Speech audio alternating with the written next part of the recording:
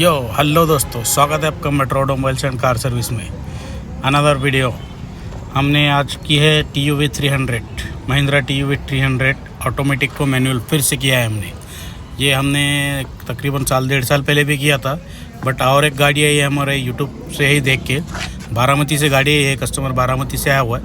ये देख सकते हैं आप ये जो है गियर बॉक्स है, ये ऑटोमेटिक गियर बॉक्स है। इसको कन्वर्ट करके मैनुअल बनाया आपने। यहाँ पे मोटर दिख रही होगी आपकी, एक्चुएटर पैक असेंबली की, और ये सब जो है बहुत अच्छे से काम किया है हमने। अब यहाँ से हमने देखिए ऑटोमेटिक शिफ्टर काट के यहाँ पे मैनुअल शिफ्टर इंस्टॉल किया है। ऐसा लग ही नहीं रहा है कि हमने इसको कुछ अल्ट्रेशन काम किया है। पूरा जैसे का वैसा, कंपनी से जैसा आती है TUV 300 हमने वैसा बना दिया है। अभी इसको देखेंगे, ये देखो क्लच पैडल यहाँ पे नहीं था, क्लच पैडल इंस्टॉल किया है हमने। बहुत हेलो दोस्तों, स्वागत है आपका metro automobiles end car service centre में।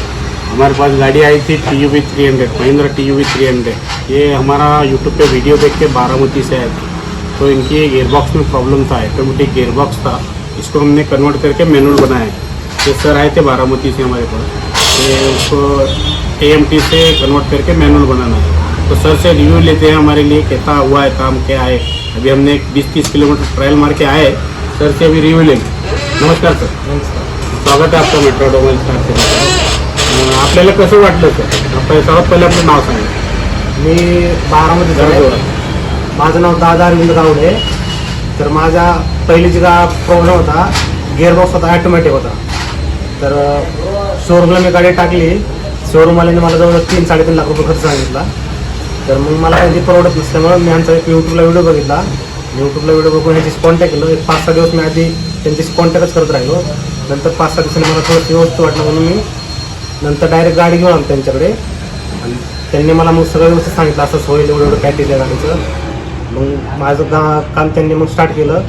आत्ता माझी गाडी हँडओव्हर झालेली आहे, तर गाडीचं काम एकदम व्यवस्थित झालं। जर आम्हाला रेट द्यायचा असेल 1 ते 5च्या दरम्यान, किती रेट देईल ते?